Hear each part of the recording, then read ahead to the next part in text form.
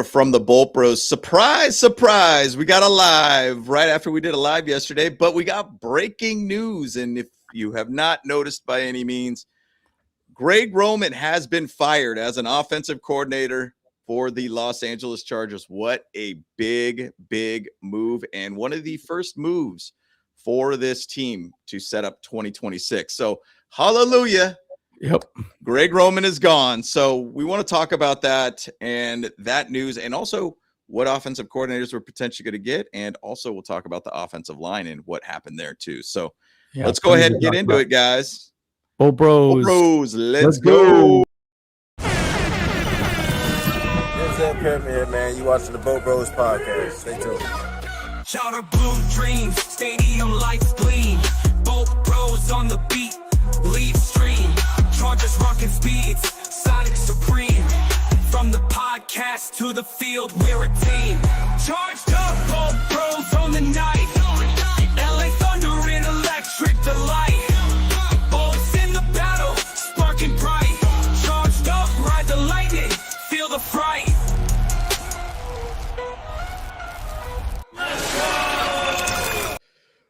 Okay. Man, here we go. Yeah, girthy guitarist. There we go. Let's go. There you go, my guy. There you go. Coming in hot in the afternoon here, man. Girthy guitarist. Love it, man. This is an interesting one. We talked about it on our live yesterday that this could happen. I didn't think it would happen this quick, guys. You didn't think it would happen this quick as well, James. And in the chat, did you think it would happen this fast? I sure as hell did not. So yeah. Good on Harbaugh for putting his money where his mouth is, man. He could have just sat there and said, Greg Roman's my boy. We're going to ride with him one more time. I mean, they're boys, dude. They are boys. They're boys.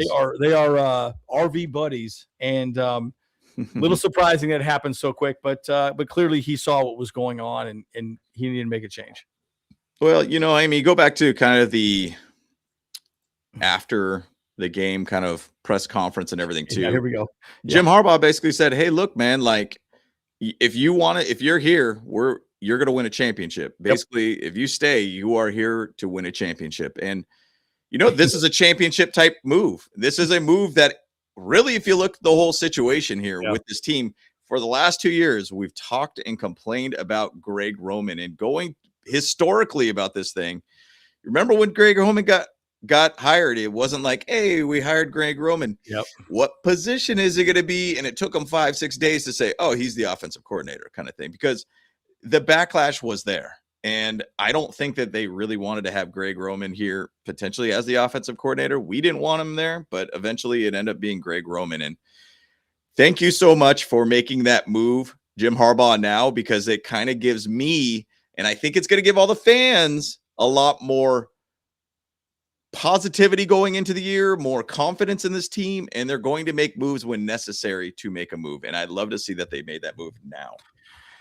So one thing I would like to know, and guys in the chat, let me know what you guys think. Do you think Justin Herbert had any input on this? Do you think Harbaugh pulled him aside after the game and sat him down and said, buddy, what do you want to see happen? Because what I kind of want to see is someone, I want to see Herbert step up and, voice his concerns, man. I mean, he was getting dry humped all season, just dry humped and manhandled. And again, we'll talk more about the offensive line. Mekhi Becton had some comments about the offensive line, clearly. But my point is, I just feel like it would have been really nice to see Herbert at least sit down and say, okay, man, we got to make some changes. Yeah. And this is exactly my point. Will Herbert have input in the next OC? I hope so. Let me put it just I hope so. Yep. So thank you so much for that. And it's funny. Thank you so much for the $2 super chat, my guy, JLM 93. I appreciate it, my guy. So I did just a quick search on Justin Herbert on hiring offensive coordinators, and AI, you got to use it every now and then, see what it says. Said Justin Herbert wants to Chargers to hire an innovative offensive coordinator who could build a scheme to maximize his talent, to provide better protection, and create a consistent, successful offensive identity. Moving past the run heavy, inconsistent system that the recently fired Greg Roman, with a focus on a scheme that adapts and schemes players open, a sentiment echoed by his teammates who feel the organizations need to put him in a better position to succeed. So ultimately he's saying if AI is basically speaking for Justin Herbert, I don't want to have this power football. I want to use my arm. I want to be schemed up to put players in the best place to succeed. I've said that multiple times. When Greg Roman basically got hired, I was like, dude, he has way too long of developing plays. He never decided to change things up when the offensive line was trash. What do you do when the offensive line ain't working? It is pretty easy to say, start scheming up short passes, start getting rhythm, start getting the ball out of his hands quicker. You can't succeed behind an O-line that was historically one of the worst. And Greg Roman never decided to change. No, he didn't. And yeah, let's talk about, obviously we're talking about Greg Roman. So he is gone. Ding dong, the witch is dead. I mean, unfortunately, look, you never want to see people gone. You never want to see people gone. But the reality is we want to win games, right? And again, what did Jim Harbaugh say? If you stick around, you're going to win championships. Yep. Look, I think this was a very hard firing for Jim Harbaugh because they are boys. They are RV buddies, all the above. And I just, it was going to be hard for him, but he did it. And he did it because he knew that the offense underperformed. Look, and I said this on our live yesterday, guys, and again, we went live twice this week, but this is pretty big news. Jim Harbaugh's putting his money where his mouth is, right? If you think that that Justin Herbert is the bee's knees, is the Bombay, all the above, then you need to make him successsul. Yep. Greg Roman did not make him successful, right? He did everything despite Greg Roman at this point. And at least that's my take on it. So I don't know. What do you guys think? You guys agree with me or disagree with me at all?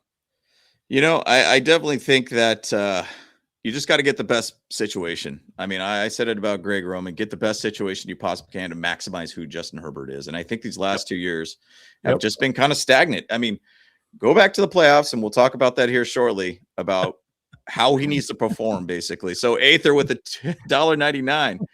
I want Ortiz to get your shiz together, please. And I've had plenty of conversation with Jan and Aether, man. He's got some things to do, but it should be very clear as day for Ortiz on what he needs to do in the offseason. Yeah, and again, all he could do is find talent, right? It's the coaching staff's opportunity and job to get the most out of these players. We'll talk more about the offensive line as well too. Yep. And the offensive line coach was fired as well too. So we'll talk more about that also. But it's important. And I've always said this, like if you're an offensive coordinator, what is your job? What is your actual job? To score points. Score points. Okay. Yep. But secondarily, I think your job also is to make it easy for the offense to succeed. Don't overcomplicate things. It looks like Mekhi Becton was overly complicated. He's like, I don't understand what's going on here. I don't know why we're doing things a certain way. It seems like people were confused. At least Mekhi Becton was. At least that's the word from Chris Rim. Whether that's true or not, who knows? But there were some times people looked a little confused out there. So, and that offensive line was horrible, right? So, again, that's Mike Devlin's fault, and it's also Greg Roman's fault, right? Now, the one thing about Jim Harbaugh, too, is he lets his coaches coach. He's not going to sit there and micromanage them and say, hey, dude, you need to do this, you need to do that. Yeah, he might call a play or two here and there for them or whatever. But I also do think it's one of those things where, look, at the end of the day, he's the one that has to get, as you say, get crucified for his sins, if you will, and that's the truth. Like he didn't make it easy. He didn't make it easy for Herbert, and he got his ass kicked on a weekly basis. I mean, come on now. Not good. And I did a video a long time ago when we hired Greg Roman, just kind of pointing out certain plays. And this is 2 years ago that I did that video when that hire happened, just to kind of talk about his offensive schemes and how his plays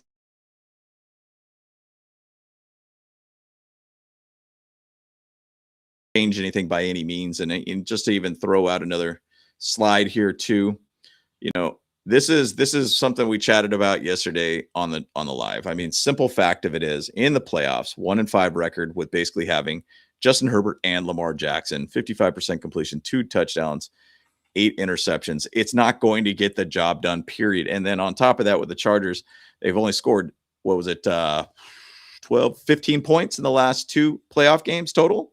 You're not going to win a playoff game. Sorry. Like, that's just not going to work. Games. And that was 2 playoff games. 2 playoff games. Exactly. Sorry, it doesn't work. Yeah. And he even take it a step further. Last 5 playoff games, he had 2 playoff games. He only scored 3 points. And going back to a little bit within that last game against the Patriots too, like there was a lot of things where you're like, man, a design run play with a guy that has basically a broken hand, like kind of a strange situation. Goal line situation, couple goal line situations, couldn't find a way to punch it in. And, you're under the 5-yard mark and you should be able to get that ball in somewhere or another. And he just cannot scheme things up correctly at all by any means. And by the way, everybody, vanilla runs. And also everybody in the chat too, hit the like button too. Also, we got a lot of chats coming through right now, which is great to see. But bottom line, Greg Roman ain't getting the job done, and I'm glad that he is gone. And it sucks that he's fired. I get it. Sucks for somebody to lose their job, but at the same side, results matter. I'm in a results-based industry. You don't make results, you get let go. And same thing for the NFL, man. It's true. Yeah. And again, I think you could point blame on other things, right? The offensive line did not play great, but I don't think they were coached up that great either. Yeah. And the wide receivers could have been better too. I think the wide receivers sort of struggled as well too. So, it was a mixture of all of that, right? Again, please like and subscribe, guys. And again, we're going to give you as much content as we can. This one we felt like was extremely important. We were thinking about doing like a little video, and then we're like, let's just go live and chat with everybody. Everyone's blood is boiling at this point, right? So why not have, a little bit longer conversation with you folks? And it worked out time-wise for us to do this as well too. Yeah, here we go. This is great too. Greg's a millionaire. He'll be fine. Absolutely. Yeah, exactly. Right? Yeah, he ain't tripping, dude. He's got plenty of cash. So anyways, hey, it's good. Your prayers have been answered. Okay, very exciting. Very exciting. You're praying well, man. Okay, yeah. 2026 season's looking better, guys. Now, from the point here, it's going to be like, who are we going to interview type things, and we'll even throw out some candidates a little bit later on in the video about. Yeah, we will. Too, so stay tuned, and we're going to talk about Mike Devlin as well too. Absolutely. And I will just emphasize, just to kind of put a cap on it a little bit too. Greg Roman, you could obviously judge him for what he did in the playoffs. But then also you could basically say, hey, what does he do through the entire season? You look at the season in general. Like I said on the video yesterday, this offense should be not scoring 21 points like what it's doing. This offense should be scoring 28. It should be one of the top 5 offenses in the league, period. Big time. And there was holding back with play calls. Just look at the footage, guys. If you guys got NFL Plus or whatnot, just go in there at the all 22 footage and just watch the routes. It's just not making sense. Like it was what's the definition of insanity? Doing the same thing over and over again and expecting a different result. 5 to 7 step drops, bro. He's holding the ball for 3 seconds and about to get killed every time. Yep, exactly. You got a bad O-line, get the ball out of his hands quick. That's simple as that. Scheme it up correctly. And just even say one thing about QJ. Like one thing that I noticed about QJ, whenever they did some sort of slants or whatnot, get it in his hands, let him be that yak guy. Keenan Allen, Ladd McConkey, they were great route runners. They could basically be a great quick out to somebody, let them do their thing, let them cook. Be a yak-based type offense is what I want to say. Like, I feel like it was more like I want to be at the spot type offense with Greg Roman. Give me to this spot way deep out there, 20-something yards down the road. Like, no, let's get the ball in the wide receiver's hands. Let them cook. Like, let them do their thing, man. So I think ultimately it's kind of a mess to see what he did. And I'm, glad to see that we're going to have a different future with the offensive side of the ball. Yeah. So one thing, I watched Matt Money's recap for the game, and we said this on the pregame show. You got to run routes outside the tackles against the Patriots. Yeah, agreed. We ran one time outside the tackles and got 6 yards. One time. Yep. The rest of the time, it was up the middle. And I'm like, dude, I'm sorry, like that's stupid. That's just beyond stupid. And it's like, guys, like, come on. I get it. You want to get the AB gap going, but it ain't working. And it never worked all season with this team. It just never really did. So, look, you got to do things different. And going back to an offensive coordinator, we should probably talk about, we got our sponsor coming up too. We'll talk about the offensive line coach. But the thing is, you can scheme up a play to create separation. That's my point. The offensive, look at what Mike McDaniel does. Mm-hmm. All of his plays have a hot route, have an ability to get the ball out quick. Greg Roman never did that. There would occasionally be a check down off a chip or something like that, but that's it. It was never a designed, leak play. It was always you're going deep every time when you throw. And again, it just goes to show you when the play action pass is not working, meaning the running game is not working, they're not going to respect the play action pass. Then the ball's you're not going to be open deep. So then you're just dead meat, which is what Justin Herbert's been all season. So it's just like he has to adjust, and he just didn't do it. So, we got another donation here from Aether. Let's go. Joe baby. Let's go. James, my baby. Yeah. 2021 Rams won the Super Bowl at SoFi. 2027 at SoFi. Herbie better take first snap under center that night. Oh, my goodness. Ortiz, let's go. Stop playing. Stop playing. Stop playing. I mean, we'll see what happens. And I will also say here, what's been holding back, and I've said it before, the offense has been holding back the progress for this team. And it's Jesse Minter's done plenty. He's done plenty. Oh, man. I saw that ESPN was predicting that he's not going to take a head coaching job. I don't know how you could say that when you got a quarter of the NFL looking for head coaches now. And then also with Mike Tomlin getting let go just now, that opens up a whole nother bag of worms there too. And plus, when you go out to Steelers, you're going to have a job for 18 plus years. That's just guaranteed with that organization. So it's a very, very solid situation there. But bottom line, it's been the offense the whole time. That is, and I'm not going to blame Justin Herbert on this by any means, but I will blame Justin Herbert for the fact of you need to speak up a little bit more. And I really hope at this point that they're saying, hey, you should be involved with the interviews with the offensive coordinator, Justin Herbert. You should be in the room with them at that point, asking questions, trying to probe what you would do in situations, how these guys can work with you, bottom line. And that's where my head's at for the offseason for him and figuring out the OC. So they just posted that the Chargers signed 14 players reserve. We can go through them as well too. Should we go through them now, or should we go through them a little bit later? What do you think? You know what? If you want to, let's just do our sponsor, and then we'll just kind of keep things ripping and roaring. Okay. Yeah, let's do that. Okay, cool. Yeah, and guys, we got plenty to talk about, guys. And again, Kyle wants to be here. He can't. Unfortunately, you guys know he's got the old ball and chain. Not as flexible. That's right. We flexible. You know what I mean? I work on that. You know what I mean? So it is what it is. But anyways, guys. All right, guys, just Sleeper is the best way to experience and connect over sports together. It's a one-stop shop for your sports needs. We all need it, baby. We got kicked in the balls this year, but we still love it, don't we? We still love it. You still love it. You can celebrate and chat in games in real time with other users and get the fastest scores, blazing fast news, and alerts right at your fingertips. Play in fantasy leagues and win real money. We all like real money and picks on picks contests, so you can easily enjoy sports the way they were meant to be together. Download the #1 sports app today. Sleeper. And by the way, Sleeper is amazing. It's a lot of fun, guys. Again, if you get up at a $100 deposit, match up to $100, use code BoltBros. So let's definitely take a gander if you guys can. It's pretty awesome. Yep. Shout out to Hog Media, man. We appreciate you guys and all the support and everything too. We appreciate you very much. But also in the chat, make sure you still hit that like button. We guys appreciate you guys jumping in kind of an odd time of the week. But lots to kind of talk about with everything here. But let's move on a little bit with the offensive line. Mike Devlin, guy that's basically been an offensive line coach for some time. 30 years. Very, very long time. But look, actually, Andrew, I want to hear your thoughts. Why would we let go of Mike Devlin at this point? So Mike Devlin, and again, we talked about this. I remember having a conversation. I was like, dude, we got to fire him no matter what. I remember saying this 2 games ago. I think it was before the Broncos game. I said, no matter what, we have to fire him. And, everyone's like, well, he's been a head coach for a long time, but it doesn't matter. It's a result-based business, right? Yep. The 32nd rank offensive line, something went wrong there, right?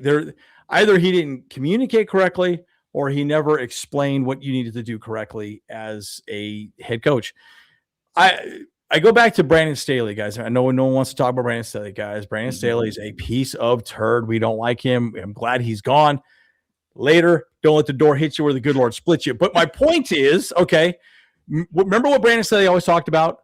Pattern match zone. Pattern match zone. He wanted to put these keywords out there that he's some sort of genius defensive coordinator over Vic Fangio, which we all know Vic Fangio is a very good defensive coordinator.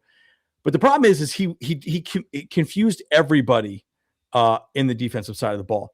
I get the impression Mike Devlin was the same way, right? Whatever he was trying to do just did not fall. It fell on deaf ears, and they did not know where to go. Look no further than Mekhi Becton. Everyone that stepped in these roles, they couldn't possibly be that bad, and yet they were, right?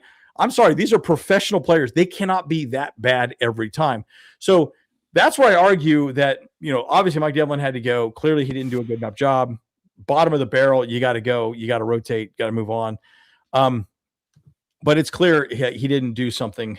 Yep. He didn't communicate well enough. So that's my take. Agree with me. What do you think, James? So think about it like this, and I get it and understand tackles are lost, obviously Slater, Joe Alt gets lost, everything like that. You had to go through multiple different tackles, even to guards at some point too, in the right guard side of things too. He had a lot of things he had to adjust, but the same side, it should be the message should be the same throughout. You should basically have the same exact scheme. Everybody should be ready.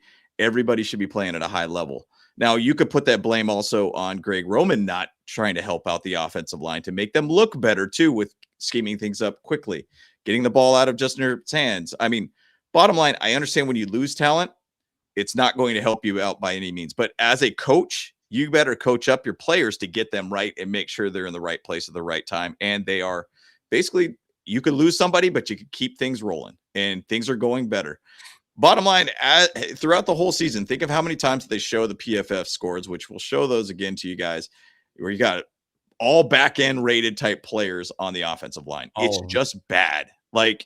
You can't have that and be a laughing stock with having a quarterback like Justin Herbert. You need to have a better situation there. And bottom line, Mike Devlin did not do a very good job of coaching up his players, and that's his job. Literally focus on the offensive line room, coach them up, get them in the right position, and make sure you get the best out of every player. And he did not at all. Yeah, period. Not even kind of, right? I mean, not even kind of. That's the hard part, right? I'll give you one last thought, right? Why is Jesse Minter's defense good? I ask myself this question all the time. And because I remember it was the beginning of this. I can't remember if it was the beginning of the season or the end of last season. I can't remember what he said. I can't remember where it came up. He goes, I keep it simple. I keep it really simple. So people come in, it's very easy for them to be successful, right? Guys, I'm telling you, keep it simple. Yep. I suspect he made it difficult or he didn't communicate, one of the two. And it sounds like that's what happened with Greg Roman as well. There was either some confusion. Now, again, his play calling, you could be all frustrated all day about his play calling, but he really did not help himself by making things more difficult for these players to succeed. Yep. You want to keep it bananas simple in their mind. Banana simple, banana simple, banana simple. Plug and play. Any guy off the street can come in and play. Don't make it hard. Don't make it confusing. And there you go. Yeah, Roberts, this is perfect. Kiss. James and I are in sales. Simple. Yeah, keep it simple, stupid. Keep it simple, stupid. And that's just Kiss. It's exactly correct. So I just don't think he did. I just don't think he did. Right. Yep. I mean, ultimately, man, you kind of look at what his past was, and he was known as this kind of run blocker kind of guy. He was that guy to basically do that and everything too. And, look, I'll say that there was times that, Kamani Vidal looked phenomenal, but go back to the playoffs, both Greg Roman and Devlin did not do their job. I mean, simple fact of it is you don't judge a player based upon his one game, but at the same side, you go and look at how the offensive line played against arguably one of the worst defensive lines in the NFL, 27th, I think, or 26th in the league in sacks. And you get manhandled. It was 31 pressures that Justin Herbert was dealing with. 31. That's not good, dude. And you also gave 5 sacks on top of that. Dude, awful. You had to let him go. He was almost tied to hip, in my opinion, with Greg Roman. You just had to move on from the guy. Yeah. Period. Well, not only that, we gave up 6 sacks on arguably a very bad defensive line, right? They weren't blitzing a lot. Well, they were blitzing at the end a lot, of course, but and there was no, again, this happened last year. There was no, let's figure out how to stop a blitz for a change. Yeah. Crazy. Guys, remember it happened in the Texans game. Yep. They blitzed us at the end of the game and they never picked up blitz. This is directly Mike Devlin's fault. Yeah. There has to be some sort of check. All right, guys at the line. Okay, this is what we do. 6 sacks. Yeah, you guys are already saying right here, 6 sacks, folks. Guys. 6 sacks. Yep. I said 5, 6. Yeah. Yeah, 6 sacks. And it's just stupid. Like, I get it. They're bringing more people than you can block. I get that, but it should not be that bad. It should not have looked that bad. That is a problem. So, Absolutely. anyways, yep. It's not good. This is a good point too, though, Courtney. We should probably talk about this as well too. The reason they had 6 sacks, Justin Herbert holding on to the ball too long. So here's my question to that: was it the play calling? Was it the route running of the wide receivers? Or was it Justin Herbert holding on to the ball too long? And not throwing it out. What do you guys think in the chat? What do you think, James? I think it's scheme, period. Like, I mean, you got to look at it as like what Greg Roman, and I've talked about it. I did a video a couple of years ago about this. It's just too long of developing routes. And there's also on top of that with Greg Roman, he would put people almost in the same side of the field too. Like, oh, here's like 3 dudes on the right side, and then there's nobody on the left. And it's like, you've just taken away a huge portion of the field where you could spread things out and try to basically get a man-on-man type situation where you could break away from a guy. Terrible scheme. And even some of those routes were like layered. So it'd be like a lower guy here, a middle, and then there'd be a guy above. And they're running the same routes. Like, what do you do? Like, you have neutralized 2 guys out of that entire route. And you can't do that. Sorry. No. It's really stupid the way that it was designed. And I really hope that we're going to see the next guy that's going to just scheme things up correctly to put players in the best position to win the matchup and to be able to go out there and make plays. Yeah. And I think what you're saying too, and just so you guys know, Herbert had time. He had 3 seconds. In the NFL, that is a monumental amount of time, right? But here's the argument. Get the quick game going. If you cannot get the long field, again, this is the argument. The whole point, guys, when you talk about play action pass, the whole point of the play action pass is to run the ball. They start respecting the run. Then the safety drops down so you can throw the ball over the head, right? That's the whole point. That's why these are 5 to 7 drops to get the deep ball downfield. But guess what? Nobody respected the run, and they still kept 2 high safety. They stopped the run without even dropping any of the safeties down. So guess what?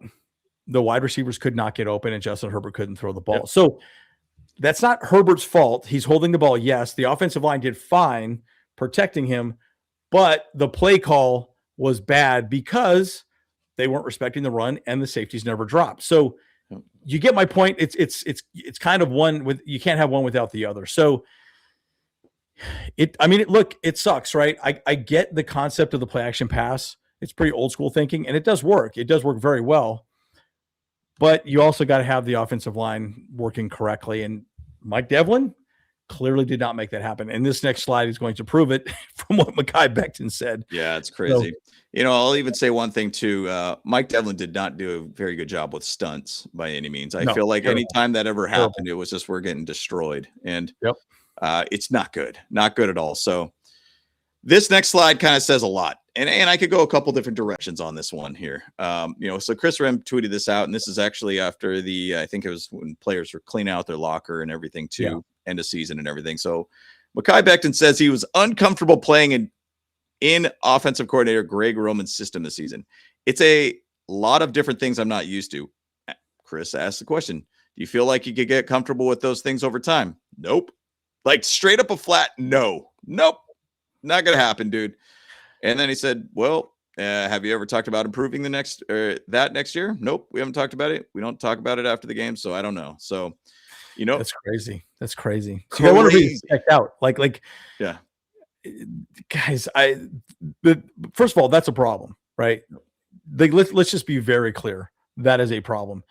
If your player who you're paying $10 million a year does not know what he's supposed to be doing, again, that's Mike Devlin's fault. He's the offensive line coach. You need to get those big boys in the right place at the right time to be successful. Clearly he did. And Action Dan, Harbaugh must be listening to your podcast. Thank you, Action Dan. That's right, appreciate that. That's right, baby. Hey, Jim, we still are challenging you to a game of pickleball. Fly us out to LA.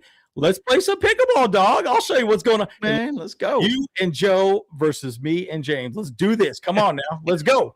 Let's go. The court. Let's go. Thank you, Action Dan. Appreciate it, my guy. But yeah, and ultimately you could look at it 2 ways with Mekhi Becton. One, he did get offered a 2-year, $20 million deal. He's thinking, Correct. you know what? Look, cool. I'll take the money, no problem. I'll go out to LA, have a good time, warm weather, no big deal. But also, too, as a player, you got to understand what scheme you're coming into, too. And you got to think like, hey, look, if this scheme fits for me, makes me the best player I possibly can be, who knows? I mean, I think that's something that you needed to know. But at the same side, man, I guess he wanted to challenge himself, too, and also put himself in a situation where, hey, maybe I could grow a little bit as a player through this situation. But the way that a player talks about your offensive coordinator this way, I think says a lot. Like, the dude is just checked out. He's not going to fit in this scheme by any means. Now, we potentially will be getting another guy. I shouldn't say potential. We are getting another guy who's an offensive line coach and also a offensive-minded coach or an OC. That's going to change things up. It's going to change things up. So hopefully we could find something that fits well for the players that we do have and players that we will be coming to this team next year. Yeah, and this is great too. This is a great comment. People can't hate Becton all you want. At least he's honest. I agree. Agreed. So here's the thing. Okay. Someone asked the question: did Herbert have anything to do with it? Yep. I hope he did. I hope he did. I hope he raised his hand and said, "Jim, we got to do something different on the offense." Yep. Like I said, I want to see Herbert running that offense. I want to see 2 calls come in there. Yep. He can run one. One's a run, one's a pass, and he can check in and out of it depending on the defense. He could call hot routes. He's the on-field general.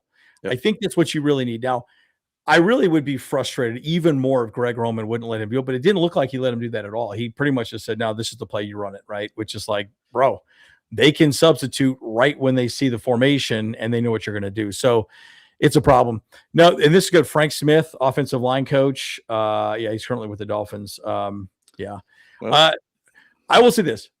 We're going to talk about offensive people as well, too. But I promise you, by letting Greg Roman and the offensive line coach go, they probably have enough people that they feel like they can go after, that they'll get one of the someone better than what they have now, or at least more in line with Justin Herbert and what he needs to succeed. You know, just throw things out. If you did get Frank Smith and say you did get Mike McDaniel as an offensive coordinator, I mean, there's a lot of head coaching jobs out there. Let's just say as a hypothetical situation. Yeah. You do bring the offensive line coach from the Dolphins, which you probably would say the offensive coordinator would have hand in hand his guys that he wants to run the offensive line so he can make his offense work. 100%. Devon A-Chain is going to be a free agent. Dude. Guy's amazing. A-Chain and Amari and Hampton, dude, thunder and lightning. That would be a lightning in a bottle. Now, no knock on Najee Harris, but a guy that blows out his Achilles is not going to be the same dude next year. Sorry. No. Like, that's going to take a while for his body to get back in line. And I would not feel very confident about having him back as like a 1,000-yard type rusher or whatnot. But bottom line, look, if you got A-Chain, McDaniel, and Frank Smith, that's a pretty good offensive start for this team. So I think it'd be great to see. Kobayashi, get a punter. Funny story about that. I mean, not really funny, like haha funny, but J.K. Scott, there was some rumors that he was doing some sort of unique type of punts, like twirly bird punts and things like that. And I think it was an interesting experiment, but clearly didn't go very well. So that's kind of, we'll see. If he just kicks the damn ball the right way, he's got a pretty damn good leg. So I will see what happens. So, Kamani's great. Look, I'll be honest with you. I really don't know that they let Mekhi Becton go. I mean, don't get me wrong. Like,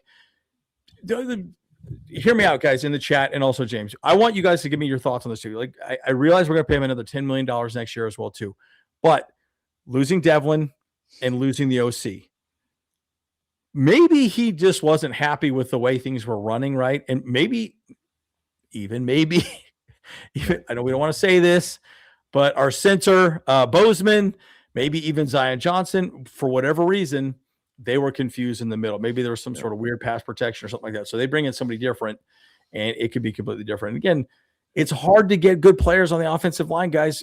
We wanted players. We couldn't get them. No team is going to trade away players. Nope. Just not. So, and I even said last year we should get rid of Pipkins. Remember, I could have said $10 million to get rid of Pipkins.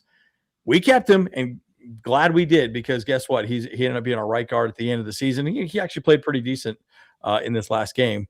But anyways, my point is, you want depth on that offensive line. And yeah, you got to pay up for it. Those big fat boys, they get paid money, man. So they do.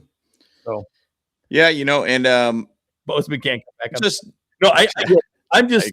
It could have been the scheme also that was a problem, right? Maybe there was something that was going on there that, from a communication standpoint, could have been a problem for Becton and the interior offensive line. That's all I'm saying. We'll never know, right? We'll never know, but it's just a thought. Yep. I mean, we'll see what happens there, man. But, it's just a random thought I was thinking about with like Greg Roman and specifically Mike Devlin. It's not like the Chargers weren't trying to help them when they lost their tackles. They still ended up going out and getting Trevor Penning training for him, and also even Deckless too. Like, and I'm not saying those guys are elite players, but at the same side, they tried. And they picked up at the end of the season Ben Cleveland. Ben Cleveland. I kept thinking Ben Murdoch for some reason. Wait, isn't that Daredevil? Isn't that Daredevil's name? Oh, that's Matt Murdock. Okay, anyways. I got comic books on the brain. No. But yeah, Ben Cleveland. I mean, that guy's a big dude, bro. He is huge. Right. Yep. So he's like 350, right? So I think they're going to actually, let me see, did they keep him? Yeah, I'm sure he's probably going to be stuck on there too. And I actually have the whole list of all the players that they put in and they kept for future contracts and everything too. Okay. I mean, his name is not on there or anything. Yeah, his name isn't on here. Okay, it's kind of interesting. You got to wonder why, but yeah, we should pull that up as well off this last slide. Go ahead and take a look at that one. Yeah, so the last slide wise for you guys that we got here, at least talking a little bit about, I wouldn't say this is truly the last slide, but look, this offensive line is not good.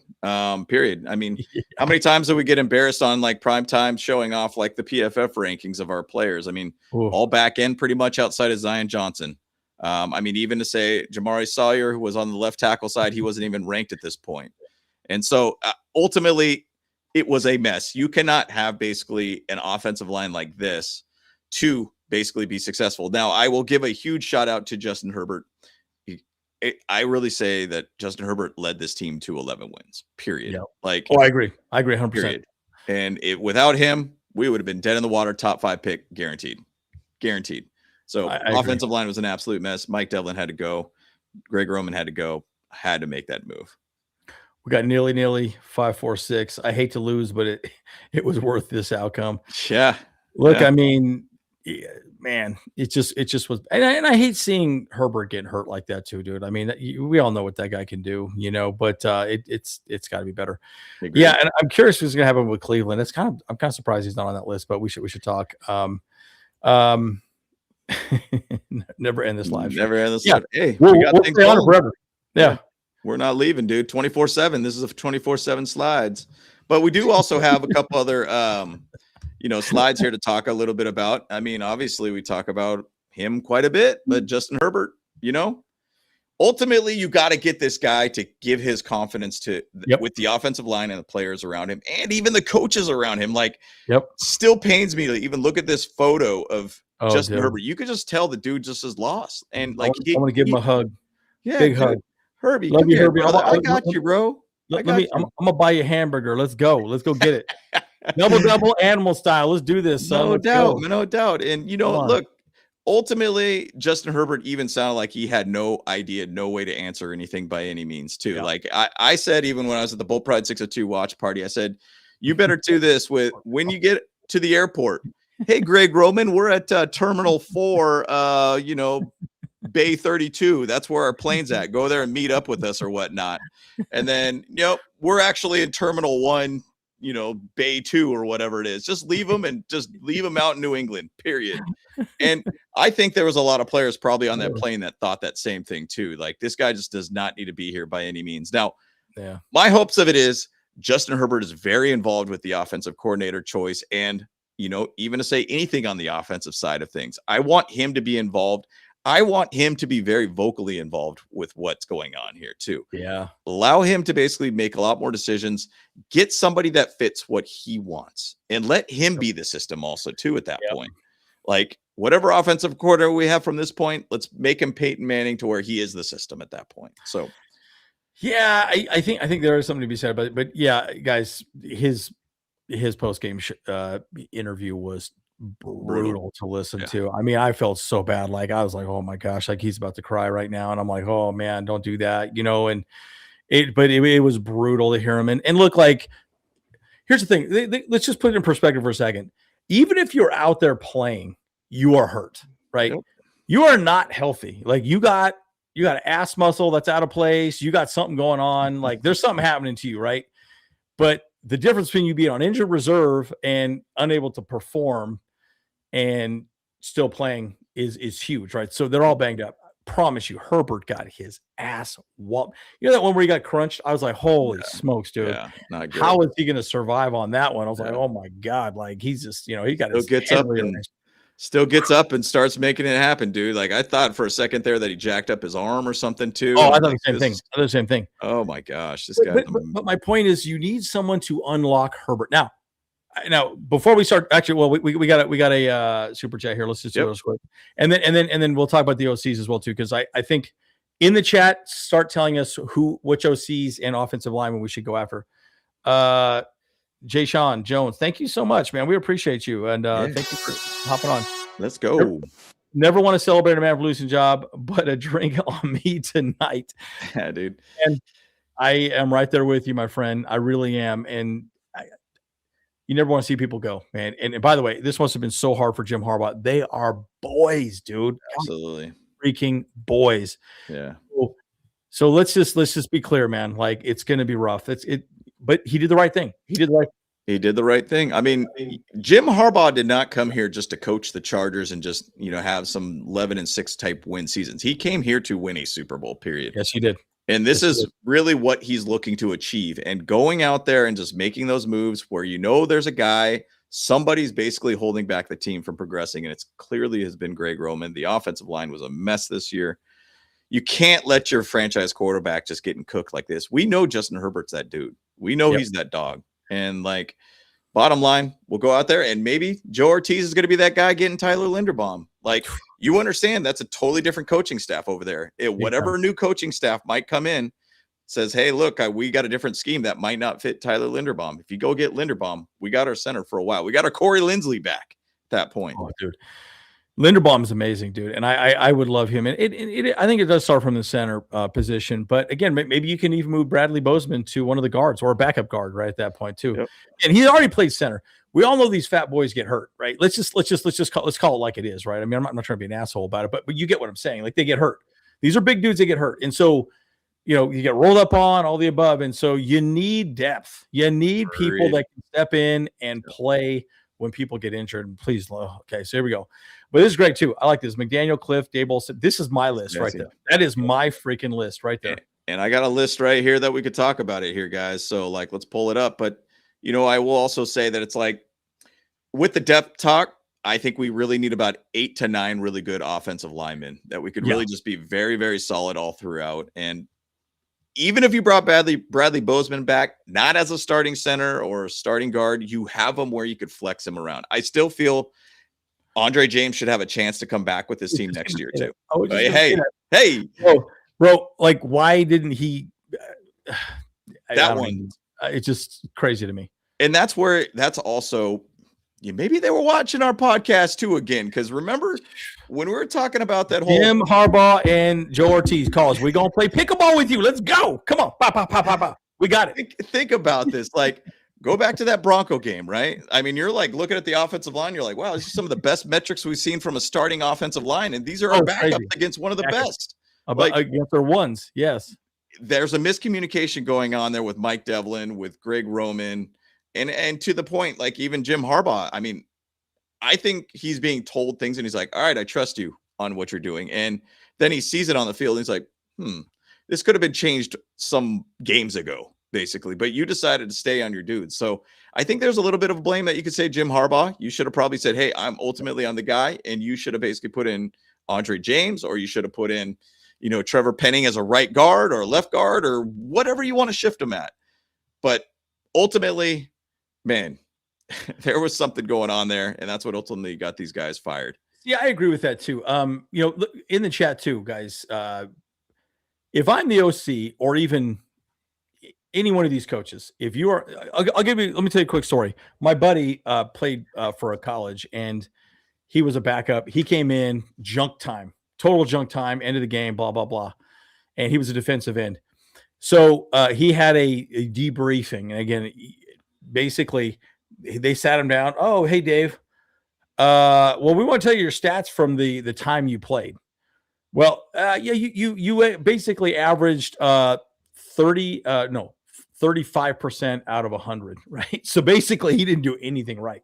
He didn't set the edge. He didn't do anything right. So there was a whole metrics that they were breaking him down that he did not do well. Yeah. So here's my argument, right? If you have a bad game, you want to say, okay, hey man, we're going to look at this other guy. You need to step up your game. And you don't want people to be nervous about losing their job. But at the end of the day, Jim Harbaugh says this all the time, competitors welcome. Exactly. Look, if you're not doing the job, put somebody else in there, right? Everyone kept saying Andre James. Harbaugh needs to be more involved in that, in my opinion. He needs to sit people down and say, look, man, like this guy, he had a crappy game. He better improve, yada, yada. Let's put somebody else in if he doesn't make it happen, so on and so forth. So, lots to be said about that. And ultimately, Bradley Bozeman, and we're picking on him quite a bit, but the whole offensive line was going terribly. But picking on him. He was the 41st ranked offensive center in the league. So how could it get any worse if you put Andre James in there? Could he if you got Andre James on the field and then he becomes the 42nd worst center in the league. Yeah, that's the 40th. Yeah, now we got the 41st and the 42nd, ranked center out there. But ultimately, I'm guaranteeing he could have been better. But also could be going back to Mekhi Becton's conversation that, look, maybe just the scheme sucked. Period. Like from the offensive line coach to basically the offensive coordinator, it's just not going to work with anybody, pretty much. So let me ask you this though too. And why wouldn't these conversations happen during the year? Do they not welcome like a little bit of feedback from some of these players? Like let's just say nothing all year. Just be quiet. Just have a good time. Blah blah blah. We're gonna go hop on a plane, go play here. Be angry and not say a word, and then all of a sudden the juice is loose, and they decide to run their mouth on how awful everything is. Like, come on now, like that's also a Harbaugh situation, in my opinion. He should continue sitting down with players, asking them what they think, what's going on, and I'm just saying it needs to be a little bit more open communication. That's just my take on it as well too. So I agree, and people are even talking about just like centers wise that you could draft too. I think it was Lou from Auburn, Jake Slaughter. There's some guys out there, man, and they fit pretty well for us too, man. So hello.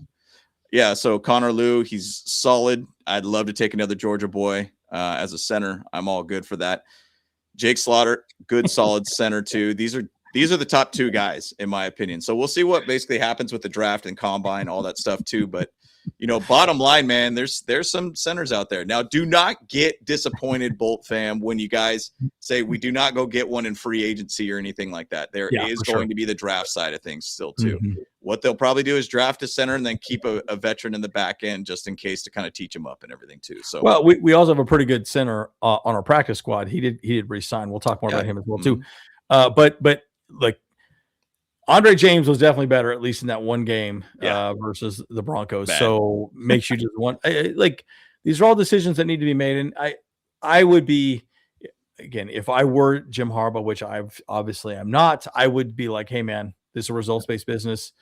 They didn't do well. We're going to start this person. They didn't do well. We're going to start this person and go from there. So, it's just funny. And somebody in the chat talked about, Raiders are trying to go after Jesse Minter. What if Jesse Minter goes over there and then brings Greg Roman as an offensive coordinator? Bad idea. I'm so stoked on that. Bad idea for Jesse. Great idea for us. Yeah. I did have a thought though, before we go into the coaching hires. Okay. I'm going to ask you this question. How would you want these potential OCs to apply for these jobs, right? What would you want them to do, James? And in the chat, what would you want them to do? You go on LinkedIn, you submit a resume. Little AI. I like cats. Cat named Fluffy, blah, blah, blah. I enjoy long walks on the beach. Sure. Ultimately to me, I would say something that correlates to the quarterback. Like, where can I've used this, like they say Mike McDaniel with basically Tua. This is things that I like doing with Tua that I felt like he wanted to do. This is things that he wanted to scheme up. How did I communicate to him what he would like to have, kind of thing? Basically try to find some way in footage to basically present to them to say, hey, this is things that I schemed up. This is things that I even had players tell me what to do. And I was willing to basically put that into game plans. Go back to like Andy Reid when he talk about some things that he talks about with like Patrick Mahomes and, you know, weird little plays that they decide to make and everything too. And he's being open to create for the player based upon what their needs are. And I think that's really what I want to see from these offensive coordinators. Tell me situations where a player brought in some ideas and you implemented those and even created plays specifically for him. Now, most offensive coordinators have a book and it's like, this is my scheme. This is what I work with. But I want you to be flexible. I want you to be able to create with this player. So I go back to how you remember how Brandon Staley got the job again, you know, for the Chargers head coach. Yep. He walked in there and convinced the Spanos family, we need to beat the Chiefs, and this is how we do it. Yep. Right. Yep. So that's how we got the job. I think they literally walked in there and just said, hey man, this is what we need to do to beat the Chiefs. This is how we execute. This is blah, blah, blah, blah, blah. Ran his mouth, act like, you know, obviously, as we know, he just flapped his gums. What I would do if I was an OC, I would say, look, man, bottom line, and you said it perfectly, James. I'm just going to add a little more to it. Yep. That you need to say we need to build an offense around Justin Herbert. Okay. Yes, he had a horrible offensive line. We can fix that by this. Here's how we're going to make it easy for Justin Herbert to be successful. This, right? You have a very specific way of making his life easy and more simple and keep him out of harm's way. You know, Jim Harbaugh has a raging erection for Justin Herbert, right? So look, at the end of the day, how are we going to keep him healthy? Yep. This is how we're going to do it. And this is how we're going to create an offense around him. So look, you got to present that. And think of it this way. You're Mike McDaniels, you're Brian Daboll, you're all these other guys. Who would you rather build an offense around? Yep. Justin Herbert or Kyler Murray for the freaking Cardinals? Kyler Murray's the twat, dude. That guy sucks, right? So my point is, at least you have Justin Herbert, who is a top 5 quarterback. People like to rip on him as if he is not. He is a top 5 quarterback, but you fix that offensive line. You built an offense around him, make it easy for him to be successful, guys. And these guys will be an offensive coordinator or a head coach again at some point because you turned the Chargers offense around and we won a Super Bowl. Exactly. Look, that's my take on it. That's my take. You know, even it's one thing I think Harbaugh would probably even say too. What did he talk about Justin Herbert? He's waking up in the middle of the night. I need to make Justin Herbert a Hall of Famer. And ultimately, like, I think that would be a question of how are you going to make Justin Herbert in his path to become a Hall of Famer? Yeah. What are you going to do to elevate him? Yep. How are you going to unlock him? Yep. And I think that's going to be a question that's going to be asked. I mean, put the Bolt Bros in that conversation. Let's get in there, boys. We will make the correct decision for this team. We are available at all times. I'm good to go. Zoom calls if you like. That's right. Whatever you want. That's right. I'm here. We're here. Our consulting fees are not that high. We'll work with you. We'll take payments. No, but here's the thing. And again, Jim and Joe, we want to play some pickleball against you guys. Let's go. Let's make that happen. Don't get scared. That's okay. I think that message has been delivered. Yeah. We'll embarrass you on the court. No big deal. But you're still the coach of the team. No big deal. Having said that, look, I just think I think you're right. How are you going to elevate Herbert? That's what you need to do. You got to figure that out and make that happen for sure. So these are some candidates that have been kind of floating out there. These are obviously head coaches that have been fired. Now, not all of them are offensive coordinators. Everybody keeps saying John Harbaugh. John Harbaugh is more of a special teams guy. Defensive coordinator. Not really like that position for an offensive coordinator side of things. And that would probably not happen because John Harbaugh will be a head coach somewhere, guaranteed. I am 100% he's going to do that. Yep. Mike McDaniel, I mean, some people in the chat are talking about it. I like him because he's a younger guy, a guy that actually made Tua look good. Did drop 70, I believe, on the Raiders too, by the way. Like, the guy has the ability to make a quarterback look good. Like, he made Tua look pretty good at some point in times until he became a veggie, basically. Yeah. But at the same side, like, Mike McDaniel did scheme up pretty well too. Yes, he does kind of abandon a little bit of the run and everything too. But at the same side, you got to think different. Like, I love that we could be a physical type team, but you could be physical in other ways than just through the run game. You can be physical, basically just basically out coaching somebody. You could be out physical by out scheming somebody. You could be out physical. You could out physical the defensive backs and get them frustrated about just having very, very inventive schemes for them. So like there's ways that you could play that game. And it doesn't just mean I have to punch you in your mouth kind of thing. So all I'm saying is that I think there is some opportunities out there that Mike McDaniel would be great. I think he's a hot commodity. There's obviously still a quarter of the NFL looking for a head coach.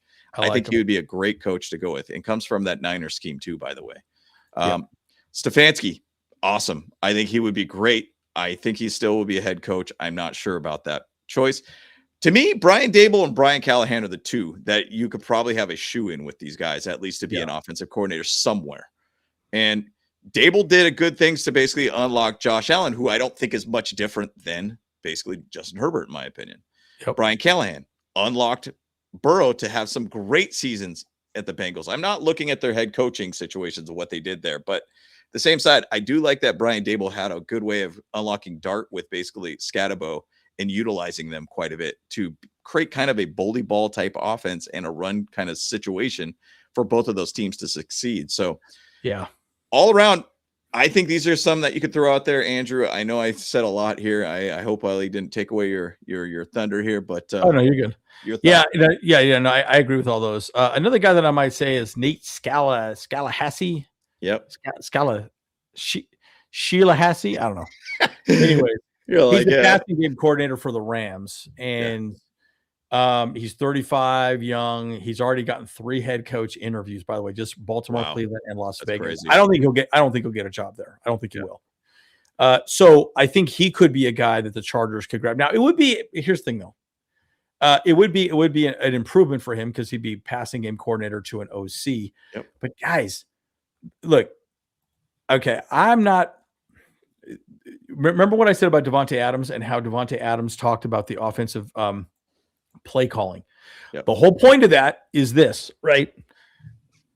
You have your plays. Okay, this guy's going to be there in 1 second. This guy's going to be there in 2 seconds. This guy's going to be there in 3 seconds. Every single play has a timing specific formation, right? So it is a very specific way of throwing the ball. So he has to know that, okay, 1, 2, 3. So that's your reads, or it may be 1, 2, 3, or, you get what I'm saying, right? Or then there might even be a check down, maybe a chip and then a run to the side. So I like that as an idea. And again, he comes from the McVay tree. Those guys are pretty good, right? Again, we tried that with Brandon Staley. He was a turd. We know that. But at the end of the day, he's pretty good. So he was actually the offensive coordinator of the Iowa State, the Cyclones. But he does run, they do run more gap scheme, at least in college. So we'll see how it goes. But again, he's a passing game coordinator. I think he could be a good one. There was one other person I wanted to add to this list.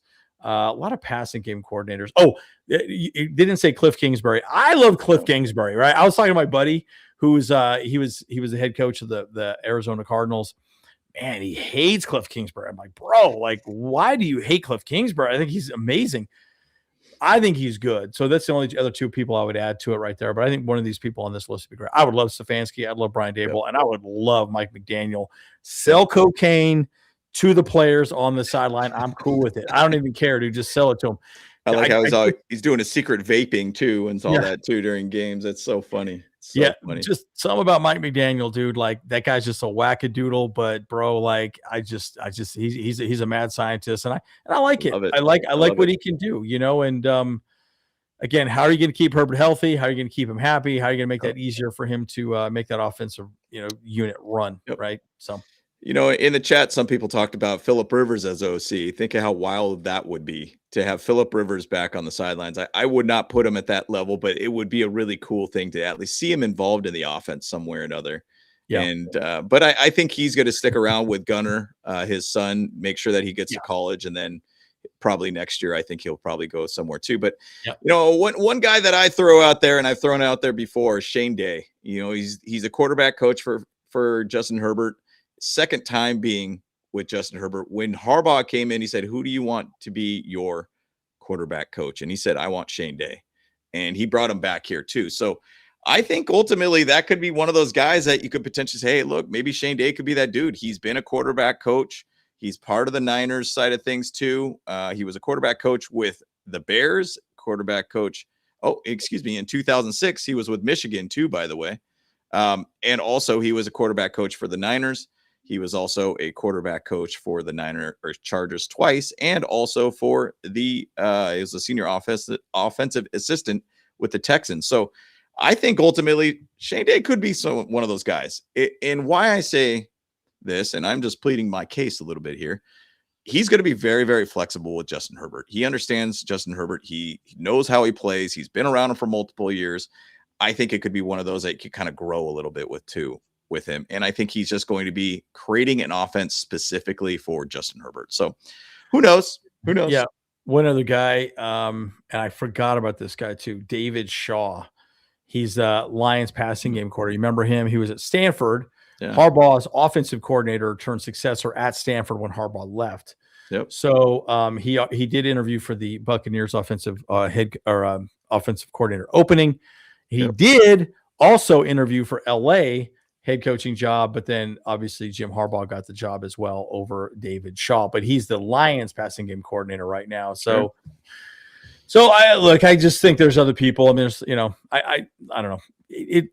It's going to be interesting. I just really hope it's going to be somebody that's going to be like I said, unlocking Justin Herbert. That needs to happen. It really just does. I mean, here we go. Arthur Smith. That's the other guy. Yep. I knew there was one other person. I was like, I know there's one other person. I should have written it down, but Arthur Smith. Yep. Yeah, I don't know about that one, dude. I'll pass. Big pass. I'll just straight up say nope, not doing that one. Sorry. Well, but he's from the Shanahan tree and all the above. Not doing it.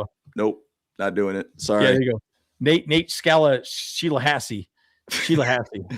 I did like JSJ's comment saying that when Phillip Rivers comes over here, he'll bring the Shane Steichen offense over, which, you know what, Justin Herbert basically played under the Shane Steichen offense and did really well. So, and even when Phillip Rivers came back to the Colts, whoever thought that was ever going to happen to play for that team, he's like, look, I know this offense back and forth. Like, I know exactly how to run this offense. Yeah. Even though I've been gone and away for a few years, it's the same offense that's been running. Dude's got all of the plays in his mind. So that would be kind of crazy to see something like that. But with Pep Hamilton, he's in the XFL. He's obviously developing over there too. Who knows? Pep Hamilton would be a little bit of a dark horse, in my opinion, if that ever even happened. But yeah. Also, everybody too in the chat, like the video, subscribe to the channel if you've not. Obviously, we're going to do a lot of videos all throughout the year and everything too. Yep. But we do also have one little tidbit here. If you want to, I could pull this up for the players that we did sign for future contracts. Yep. Might as well just take a look at this. So we got a couple different guys on here. So we actually did get a long snapper with Peter Bowen from Wisconsin. Delvian Campbell, he's been a guy that's been activated and then, inactive for the game. T-Raw Edwards has been a guy that's on the practice squad for some time. Luke Grimm's been on and off with the practice squad, so they've kept him around. I like him. I like him a lot. Yeah, I think he's good. I think he'd be really good for punt return too. I mean, he did kind of have some issues in punt returning in preseason, but at the same side, I think he's got some ability there for sure. Jaquay Jackson was a guy that was lighting it up in camp. Loved watching him too. Yep. Amar Johnson, South Dakota State. That's another good. He was also brought up a couple times too. Amar Johnson. Manny Johnson, linebacker, Nevada boy. Now, Josh Kaltenberger is the one guy that you got to keep an eye on. Like, I thought preseason he didn't look bad at all. And he's been off and on with the team and everything too. But that's a guy that you could think about potentially for future depth too. Yeah. I would just say one thing about him too. Last year, just so you guys know, the center group last year had very low ratings for whatever reason. There was not a lot of good centers last year. And so I think it was Majors from Texas. I think he was an undrafted free agent, if I remember correctly. Like he was supposed to go like pretty high and he didn't even get picked. Crazy. If I remember correctly, it could be wrong on that. Correct me if I'm on that as well too. But again, he was supposed to be the number one center. So Kaltenberger, and I think why that's happening is they're basically taking guards or tackles, or mostly guards, and trying to convert them to centers, right? That's kind of what they try to do with Zion Johnson. So a true center you don't see very often get drafted. They just kind of feel like that's a one-trick pony. But totally. Kaltenberger, he looked really good, right? And so I think you can work with him as well. And he's not a bad backup center as well too. Totally. So anyways, just a thought there. Yeah, and even Tanner McLaughlin, this was a tight end from Arizona that actually broke all of Gronk's records in Arizona, which is kind of crazy to see. Yep. So adding more depth to the tight end room. Garmin Randolph, outside linebacker. Branson Taylor, obviously, I think he played pretty well actually when he was out there against the Broncos. Yeah, he did fine. Could be another depth situation there too. DJ Uyunglele. By the way, just Branson Taylor also was a tackle as well too. So yep. he's a tackle / guard. So you could kind of put him down both ways. Yep. Isis Waxler, who was activated and then inactive for the game for the last one. Kind of interesting to see that. And Thomas Yasmin is actually a tight end who is also considered as the NFL international program. Yeah, player. he's the ILP. Yeah. So, and then Waxter, I like him a lot. I did a quick video on him getting called up for this game. He's an undrafted free agent, went to, I believe it was the Seahawks, and was released. Somehow we scooped him up off of waivers, and I think he's a good player. He's like 6'1" or 2. He's like 220, something like that. So he's got a big body. He's exactly what the Chargers want, right? I mean, he's a big body, so pretty interesting to see what happens with him. Yep, pretty good stuff. But guys, we are bringing up this video because we got some good, exciting news to start the 2026 year. And Hyper Mike right here, he's in saying good things here. New OC, new O-line coach, plus 110 million in cap space. Interesting times, guys. And we got a lot of good things going on with this team right now, guys. And this is exciting. It sucks to think about like we're not in the playoffs, but at the same side, the offseason's designed to basically create something for 2026. And we're not slowing down at this point right now. They want to make the moves, they want to make the changes, and they're ready to go. And they're already making the right moves to make a good 2026 happen. So I'm excited, man.